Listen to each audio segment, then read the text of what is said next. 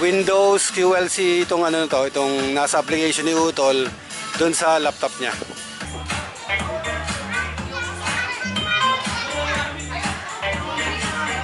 Shout out. Shut up! Ayan. Shout out. Shoutout! Blackbox! Bali, merong file dun sa laptop na ginawa mong dun sa program nung ano, sa program ng QLC na iniisip ko na pwedeng kunin tapos ilalagay dun sa ibang laptop mga lods. So, yun yung iniisip ko na kung pwedeng gawin.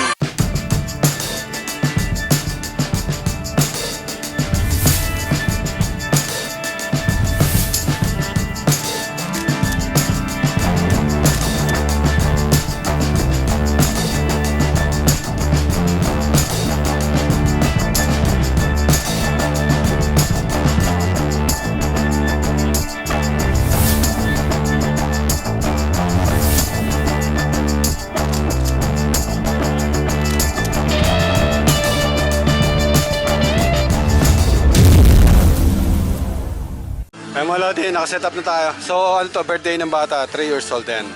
So dito ulit tayo sana sa Michael's Restaurant. So basic na basic yung ano natin, setup natin. So makita nyo yung RGB natin. Meron yung 4 na RGB na malaki din. Makita nyo may plat yung isa. So may na yung plat na yan. Dalawa yung ginagamit natin na dun sa magkabilang gilid nito. Tapos 4. Bali 6 lahat yun na dyan. Then dalawang white ampere para dun sa frontal natin. Ayan. So yun naman lagi nang dinadala natin. Dalawang D15 and yung moving edge natin na maliit. Ayan. So dalawa yung nakapatong dyan. Yung patungan is ano yan, dito sa Michael's Restaurant yan. Dito sa Michael's Restaurant yan mga lods. So ginagamit natin pag nadyan lang, pag hindi naman nila ginagamit. Ayan mga lods. So yung tech boot natin, same pwesto ng ano, same pwesto ng tech boot. Ayan mga lods. So merong ano dyan, ayan. Dala si Utol na DJ controller, ayan. Then yung laptop, mixer natin, amplifier natin, yung rain. Yung rain na yan, is yan yung pinagagamit natin sa sub malod. Minsan sa sub natin ginagamit yan. Pero pag dito sa D15, kasi D15 rin to, magandang bumayo tong rain na to dito sa D15 namin na JBL. JBL kasi laman niya mga lods. And then yung battery ni Utol na rechargeable. So nagcha-charge pa. Ay mga lods eh. So basic na basic naman to. Wala namang mga ibang ano dito. May Bluetooth ayan. So Bluetooth. Kailangan natin may Bluetooth. May Bluetooth na tong mixer. Pero ginagamitan pa namin ng external na Bluetooth kasi yung Bluetooth dito sa mixer is minsan mahina.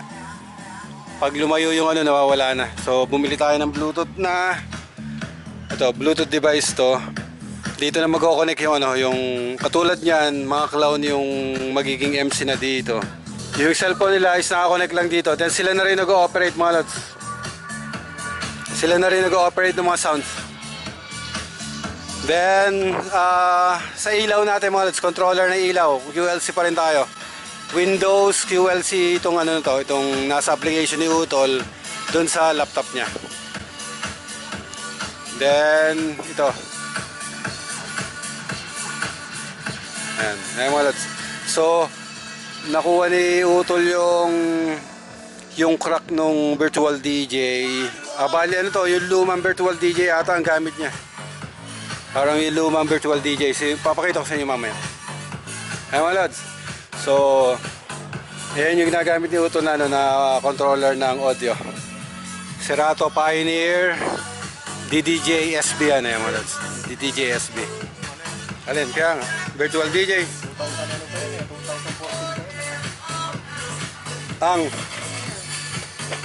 Yung player pala mga lods, yung player. So 2014 pa raw yung player na yan. Pero ito old model na rin to ng Pioneer. Ayun yung ano niya mga lods, yung model DDJ SB. Nasa magkano na lang kaya kuya yung ganyan? Baka ito mga 15. 15 nga yan dati. 15 dati. Ay mga lods, 15 to daw dati. Baka siguro Yung ganyan din, SD2. Nakakampi pa yun. hindi, yung ganitong ano na, ganitong model na. Wala na. SB2 na ngayon. Merong SB1, merong SB2, merong SB lang. SB ito. Ayan mga lods. So matagal na rin gamit ni Utol to. Pioneer na to. So minsan hindi ginagamit, minsan ginagamit. Ayan. So depende na lang doon sa ano. Depende dun sa... Pero dapat kasi gagamit-gamitin talaga. Then yung software niya na Virtual DJ, parang luma yung gamit mo. O yung lumang ano yun, lumang software yun. Dun sa Infinity ng Virtual DJ is hindi niya makuha yung ano nun. Wala pa, hindi pa niya nakarack yung ano. Yung para dito sa player na to. Ang wala, merienda na tayo. Bayaan mo po, lilipas din po iyan. Ayan. Ay, syempre pagkatapos po ng ating traditional blowing of the candle, mag-proceed po tayo sa ating eating time. Dahil pagkatapos po ng ating kainan time, dahil busog po tayo, mas maganda pong manood ng entertainment show, ang magic show at ang puppet show. Sino po dito gusto ng magic? Ay mga lodi, kain muna tayo. So pag may event, may pagkain mga lodi yan. With DJ Noex. So kain muna tayo habang nagkakainin yung mga tao.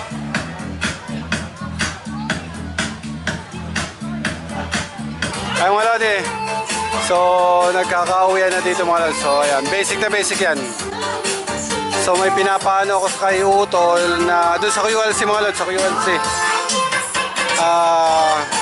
Bali, merong file dun sa laptop na ginawa mong dun sa program nung ano, sa program ng QLC na iniisip ko na pwedeng kunin tapos ilalagay dun sa ibang laptop mga lods. So, yun yung iniisip ko na kung pwede yung ganong ano ba, kung ganon yung pwedeng gawin, kung pwedeng gawin. Kaya lang yung mga picture na i-generate dun sa QLC, dun sa laptop is ano pa rin yun, bali meron pa rin yung mga lods kasi may create na ano, nag-create ng picture, kailangan kasama pa rin yun na itatransfer dun sa ibang laptop mga lods. Dapat, so dalawa yung dapat i-transfer, yung picture then yung program. So tinatanong ko sa kay Utol kung pwedeng matransfer yung mga ganun mga lods kasi hindi natin masabi yung ano, hindi natin masabi yung ano nung laptop or yung tawag dito yung kasi ang ginawa ko dito mga lods, makita nyo sa laptop ko, bali ano yun, bali MacBook yung ginamit ko, then nilagay ko dito sa ano, sa Windows. So ang ginawa ko doon, kinopya ko lahat mga lods, kopya yung puro kopya lang. Bali start from the scratch yung program. Kinokopya ko lang yung mga parameters dun sa laptop ko. Then gagawin ko dun sa application ng Windows. So parang gumagawa ka din ng ano ng from the start. Pero kinokopya ko lang dun sa Mac. Ganun na nangyari mga lods. Ngayon ang inaano ko sa kay Utol is kung pwede makuha yung file ng kung parehas na Windows is makukuha mo yung file ng program, then makukuha mo rin yung file ng nung picture mga lods, mga lodi. So i-check natin kung kaya yung makuha yung ganun. Then mape-play natin sa ibang laptop. Kasi talaga napakahirap gumawa ng program ng QLC mga lods. Lahat yun from the color, then kung may moving edge yan sa galaw, then sa mga effect is iisa-isahin talaga yung mga lods, iisa-isahin yun. So kaya napakahirap talagang gumawa ng program sa QLC. Pero pag nagawa nyo na yan ng program is halos paulit-ulit nyo na lang gagamitin yan dun sa event na ginagamit yung mga lods. Then makakaisip na lang kayo ng mga galaw dun sa actual na pag-iilaw nyo mga lods. May mga idadagdag kayo or may mga isasabay kayo, kailangan na pagsabayin, ganun mga lods.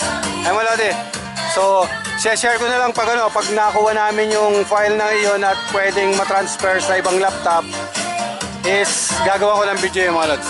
Ay mga lodi, so wala na, liligpit na tayo. Shoutout! Shoutout! Jack Box! Ay mga lodi, so nakita nyo meron tayong outlet dito na ito So ito yung ginagamit natin sa mga LED natin. So makita nyo duktong-duktong to. So ito isa, dalawa, tatlo. Ayan mga lods, duktong-duktong yung ano na yan.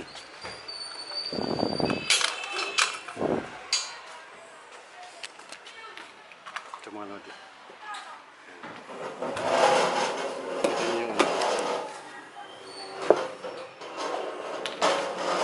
Kita nyo yung duktong-duktong na outlet mga lods. Ayan. So isang plug, then may outlet isa, dalawa, tatlo, apat, lima. Limang outlet na nakalagay dito. Number 14 ata itong wire na to, number 14. So ito yung ginagamit natin na isang haba dun sa dito. So pag malayo yung mga signal at kailangan ng power is ito yung nagagamit natin na power. Para isang ano siya, isang plug lang. Then makita nyo kanina yung ano ng ilaw is halos dikit-dikit din. Yan yung ginagamit natin na, ano, na extension ng, ano, ng mga ilaw natin. So para isang saksakan lang. Ay malad eh. Share ko lang to. Share ko lang yung ano niyan. Pwede kayo magbuo ng ganito rin. Para isang saksak nyo ay may power na kayo buong latag dung stage. Simula dun sa left papunta dun sa right mga lads. Ay malad eh. So wala na tayong dito. Speaker na lang ngayon.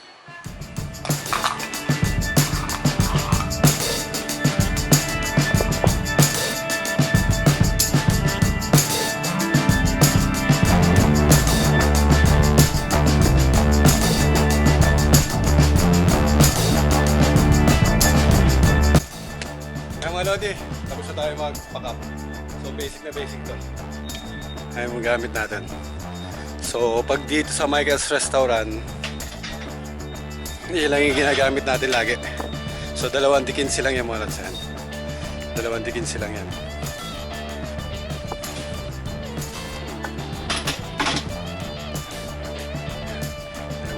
Shut out! Shut up! Ayan. Shut up! So, parada lang ni Utol yung dyan, sakyan. So, basic na basic, amplifier box natin ito. So, power amp yung dala natin. Yung box na to, narito yung mic, mixer, equalizer. Then, may may gap pa yung box na yan. Doon nakalagay yung mga ibang wire na nandyan. Sa speaker, yung speaker wire dyan nakalagay. So, yun, pinaglalagyan dati na yung amplifier natin na manipis. Dyan nakalagay dati yun sa box na yan mga lods. So, nagkakaiwalay minsan pag ginagamit natin ng paiba-iba. Kasi itong dikinsi na to, ito yung nagdadrive na maganda talaga dyan. Itong rain na to. Ay wala di. So, isang box, yung ilaw natin ng box natin. So, 4, 6, 7, 8. 8 lahat yung laman ng mga lods. 8 ilaw laman yan. Kasama yung 2 white angle. Ay wala di.